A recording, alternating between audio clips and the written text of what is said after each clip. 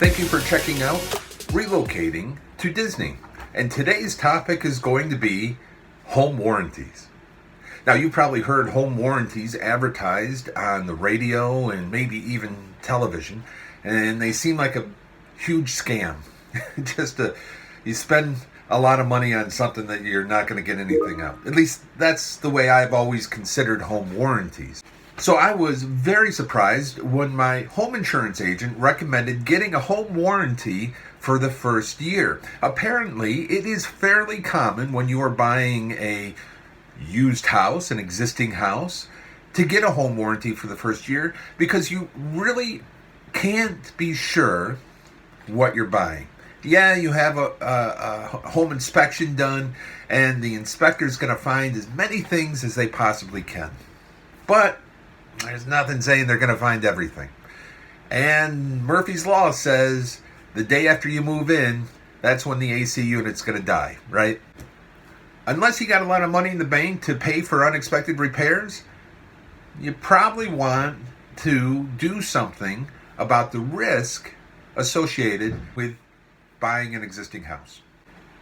The 3 ways of dealing with risk are: 1, you can accept it. You can just say, look, things are going to break, and when they break, I'll pay to have them fixed.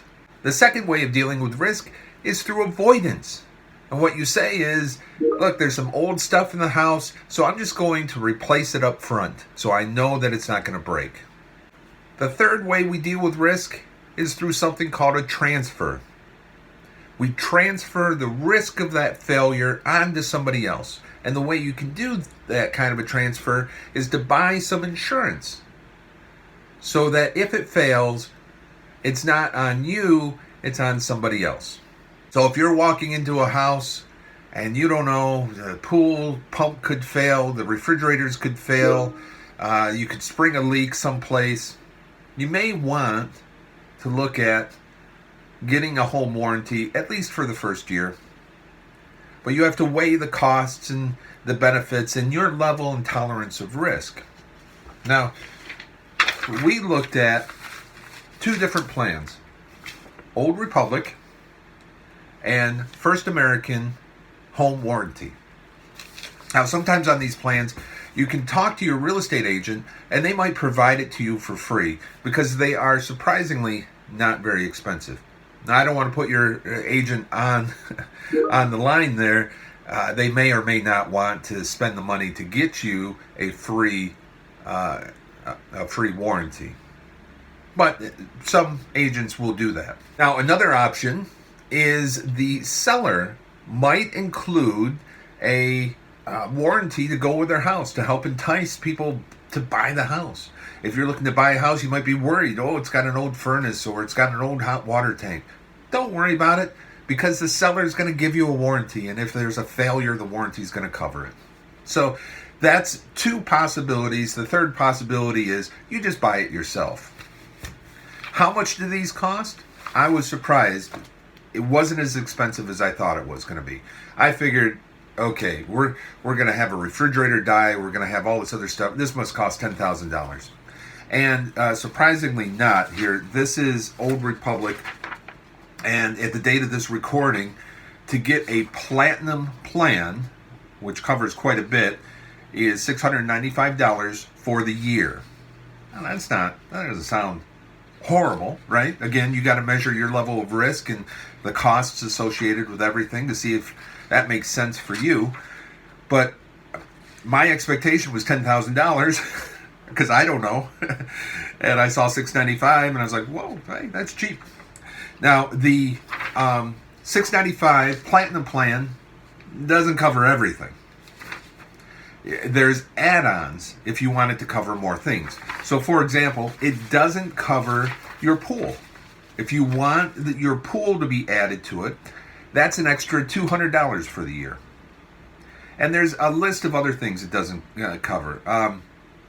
For example, if you have a solar hot water system, if you want to cover your roof from leaking, which your homeowner's insurance is probably going to cover that if your roof starts leaking. But limited roof repair, $100 for the year, if you want to add that on. a well pump $100, right? So you start off at the $695 for platinum, and then you add some other things. Now, platinum is their highest offer. In this case, they have essential, standard, ultimate, and then platinum. And each level provides different things. They cap how much they're willing to spend on you. So if you have an appliance that fails, they will spend up to, I think it's like $1,300 to get that appliance repaired or replaced.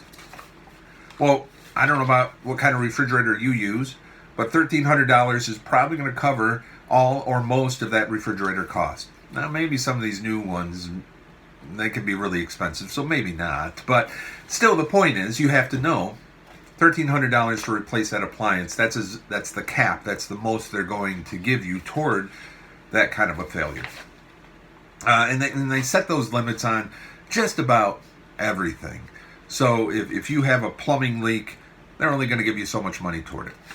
Now, one of the criticisms for these kinds of plans is, hey, they're an insurance company. If they don't have to pay out, they won't. And I've heard some criticism say that they try not to pay out. Surprise, surprise. But one of the ways they try not to pay out is they have a clause, and I definitely saw that clause here in the First American Home. I'm not sure I saw it in Old Republic, but it's probably there. I just didn't see it. It's saying that you must do proper maintenance on everything according to the manufacturer's recommendation. So if you have a furnace or an air conditioner, you had better be doing the regular maintenance on that. And if you don't and it fails, hey, they won't cover it. Now, the tricky part is they may ask you for evidence that you've been doing regular maintenance.